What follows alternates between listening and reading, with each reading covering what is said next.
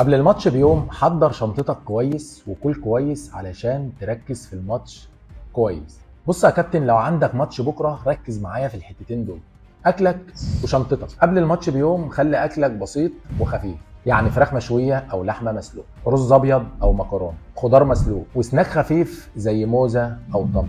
وقبل الماتش ب3 ساعات مثلا تاكل وجبه خفيفه، بس اهم حاجه بلاش حاجه فيها دهون او شيبسي او بيبسي او الحاجات دي، جسمك مش هيستحمل. تاني حاجه الشنطه، حضر شنطتك من بالليل عشان ما تنساش حاجه الصبح. تعالى بقى لما اقول لك تحط فيها ايه، حط فيها الطقم اللي هتسخنه بيه، ما تنساش الشراب او الشنكار او الواقي. اهم حاجه بقى جهز الباور بتاعك اللي انت هتاخده، طبعا بوصفه من الدكتور بتاع الفريق. جهز معاك تفاحيه وموزه. طبعا الباور على الفاكهه على الحاجات دي هتحطها في الثلاجه وهتاخدها معاك الصبح، بس ما تنساهاش تاخد معاك فوطه صغيره. واخر حاجه بقى واهم حاجه، نام بدري.